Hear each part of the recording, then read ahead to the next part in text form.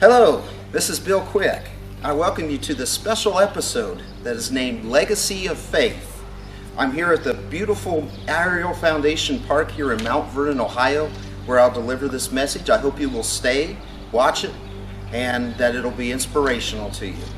So, we're going to talk about the words legacy and faith. We're going to go over some examples of some people that had legacy and faith. Then we're going to look a little bit deeper into those words, and then we'll conclude. So first, let me start. When I say the word legacy, what does the word legacy mean to you? As a former computer programmer, one version of legacy is an outdated or an old computer system, but that's not the kind of legacy that we're talking about for this video. How about what someone leaves behind in their will? That's a form of legacy. How about that person is known for such and such? Like a sports star is known for maybe being the best quarterback ever or the best baseball player ever. That's their legacy. That's a version of legacy. How about the word faith? When I say faith, what does the word faith mean to you? Well, the Bible tells us in Hebrews chapter 11 verse 1, it says this: "Now faith is the assurance of things hoped for, the conviction of things not seen." So what is your legacy? As you're thinking about what your legacy is, let me go over some legacies of some other people. This first example is a person who was an NFL football coach. See if you can guess who this is. He coached and had 270 career wins, 5 Super Bowl appearances, 2 Super Bowl titles. He had 20 straight winning seasons, 18 playoff appearances. Do you know who he is? Tom Landry of the Dallas Cowboys had a football legacy that you must admit, whether you're a Dallas Cowboys fan or not, he had a great football legacy during his time. But I want to take you back a chapter in the Tom Landry's life before he became the coach of the Dallas Cowboys. Tom Landry was a man that went to church his whole life, from a boy up to an adult, and he played for the New York Giants and eventually became a coordinator for the New York Giants as well on the defensive side. But Tom Landry had this empty feeling, this restless feeling that he was dealing with. So he confided in a Christian friend that he had, and that Christian friend invited him to a Bible study. And it was there at that Bible study that Tom learned that God had a plan for him that would change his life. And God has a plan for you, and He has a plan for me as well. God has a plan for us. So Tom would end up giving his life to the Lord at age 33, and he would become coach of the Dallas Cowboys. Now, during his time as coach in the Dallas Cowboys, most people know about the football legacy that he left, but he was also leaving a spiritual legacy too. He would offer chapel to his football players that wanted to come. He would speak at events like Fellowship of Christian Athletes. He would speak at the Billy Graham Crusade, a video you can actually see on YouTube, his testimony. So you have to admit that Tom Landry left a great football legacy that many people, especially middle-aged and older people, know about, but he left a spiritual legacy that will last forever. Tom Landry said this, he said, "Faith is not easy. To be a Christian, you must have faith." So we're going to look at a few individuals from the Bible that had amazing faith. So the first person I want to direct us to is Noah.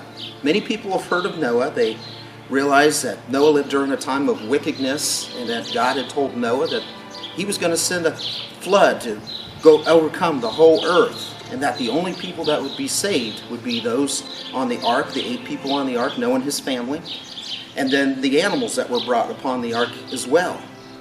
So Noah did everything that God said. The Bible says Noah did as God commanded. So Noah built this ark.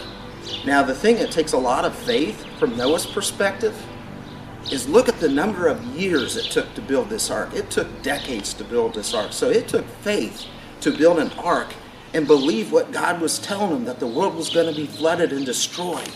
But Noah believed. Noah had amazing faith and followed that. And Noah's legacy is that faith that we see. Another example that we look at is Moses. Many people have seen the Charlton Heston version of Moses, and some things are great in that video and some things aren't as biblical. It's more Hollywood.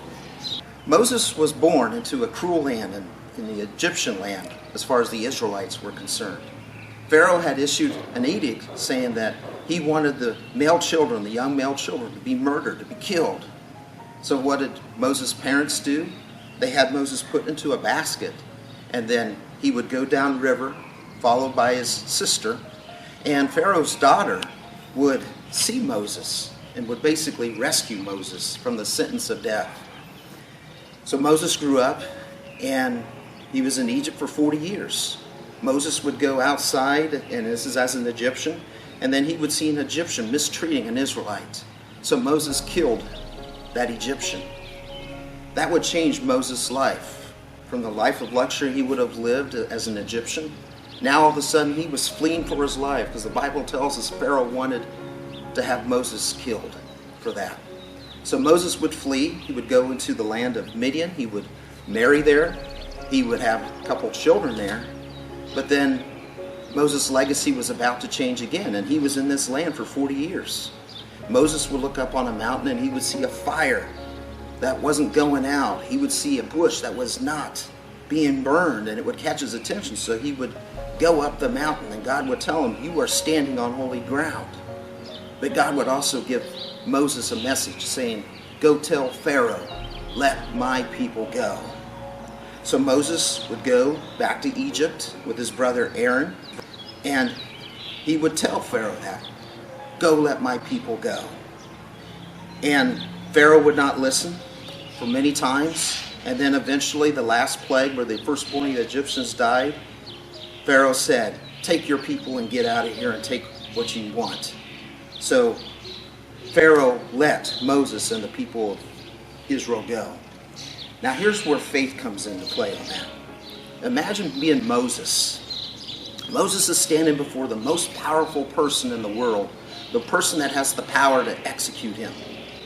And he's telling Pharaoh, "Let my people go."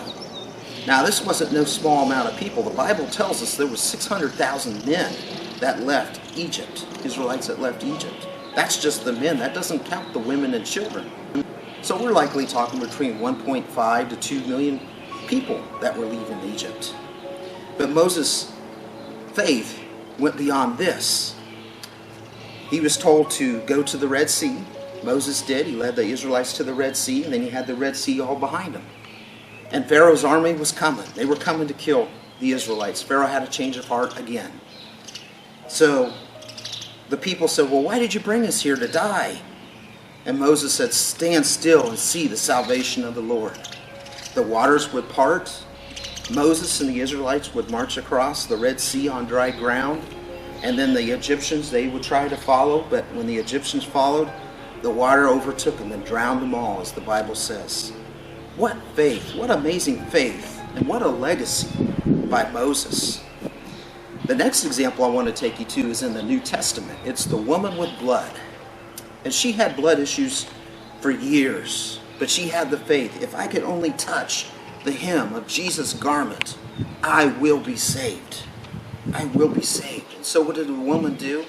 She was considered unclean, which was a risk to her. She could have been executed if they would have been stoned to death if the Israelites had noticed her. She would go through the crowd, and she would get to Jesus, and she would touch the hem of his garment, and she was healed. She was healed. And Jesus said, "Your faith has healed you." Your faith amazing faith has made you well. From the woman that had blood. And another final example that we have from the Bible is a centurion. Some of us have heard the Bible history about the centurion. He was a Roman official, and he had a servant that was very sick. So some servants from the centurion went and they asked Jesus, "Come heal his servant." And Jesus was willing to come. Then the centurion would meet Jesus, and the centurion would say some amazing words to Jesus. He told Jesus, "Just say the word, and my servant will be healed." Just say the word, and my servant will be healed. And Jesus marveled, and he said, "Never have I seen such faith in all of Israel. By your word, your servant is healed." And so that amazing faith of that centurion in Jesus to heal his servant from right where they were at and not even having to go in a house is an amazing faith episode that we can look at in our lives today. Let me go over another person that is special in my life, in my history, and that is Grandpa Quick. Now, Grandpa Quick grew up on a farm, so he knew all about farming, and that's what he was used to doing his whole life. And as a farmer, you got to have farm faith. As an example, a farmer plants seed. You're counting on that seed to grow up. You're counting on it not to get eaten up by the animals. You're counting on the weather being good enough where you get enough rain and enough sun for the plants to grow and produce a crop. It takes a lot of faith to be a farmer. And by the way, for those of you that have grown up on a farm or are farmers, thank you. Thank you for helping to feed the people around the world. Thank you for being a farmer. Back to Grandpa. Grandpa went to the First Church of the Nazarene, and he was known as a man of God. That was his legacy. He was known as a man of God. Dr. Archer, who was the preacher at the time, Dr. Jack Archer, would call upon Grandpa and then other men as well to pray during the service. What a legacy to be a man of prayer as well. But I got to see more than what other people got to see at church during my 18 years of life with Grandpa. I got to see a man at the Thanksgiving table that would lead us in prayer, a great Thanksgiving meal where the Quicks, the Statlers, and the Kramers would get together. I got to hear a man of God singing hymns on a tractor at a distance as he was working in the field. And another special moment where I was a teenager, I would walk to the barn and I would see Grandpa kneeling and praying to his God. What an example of faith that Grandpa left for me. And what an example of faith and legacy he left for anybody that knew him.